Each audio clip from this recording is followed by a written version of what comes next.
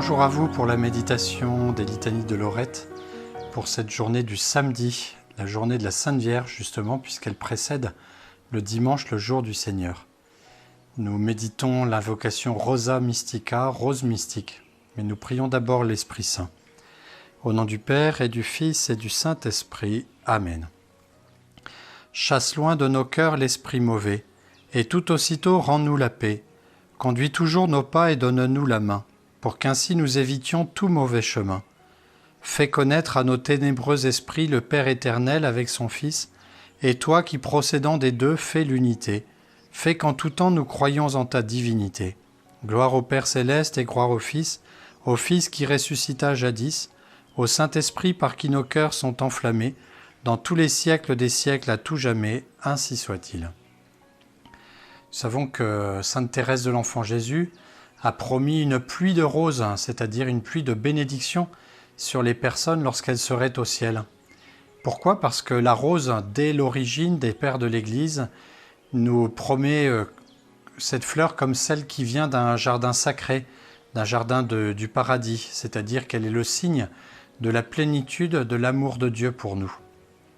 Sainte Thérèse de l'Enfant Jésus veut donc envoyer ses pétales parce qu'elle était frappée par les fêtes Dieu, les fêtes du Saint-Sacrement, que nous allons fêter d'ailleurs ce dimanche, dans 2 jours, où l'on voyait les enfants, et on les voit encore, jeter des pétales de roses, des pétales de fleurs devant le Saint-Sacrement pour que le prêtre, marchant sur un tapis de fleurs, puisse montrer qu'il marche finalement sur quelque chose d'autant plus précieux, que cela vient du don de Dieu dans sa création et qu'il est donné sans retour. La Sainte Vierge Marie, elle n'est pas donnée sans retour. C'est une belle rose, une belle fleur, rosa sine spina, disait Saint Bernard, c'est-à-dire une rose sans épines qui ne peut faire mal et qui ne donne que la beauté de sa fleur, c'est-à-dire de ce qu'elle est, la beauté aussi de ses couleurs et aussi l'arôme, la senteur magnifique. La Sainte Vierge n'a pas été cueillie, elle a été fécondée et elle donne le beau fruit qu'est Jésus. Et en cela, elle est Rosa Mystica, rose mystérieuse, c'est-à-dire une fleur qui n'est pas déflorée et qui nous donne celui qui justement ne nous déflore pas, Jésus qui vient avec le Saint-Esprit en nous pour nous réaliser nous-mêmes et non pas pour nous transformer. S'il nous transforme, c'est pour retirer ce qui est mauvais en nous. Je vous propose donc aujourd'hui de donner à notre Seigneur ce que nous avons peut-être comme défaut principal, pour qu'il puisse justement notre épine, pour qu'il puisse la retirer et que nous puissions être cette belle fleur que les gens aimeront à sentir, à regarder, à honorer aussi sans la toucher, en la préservant.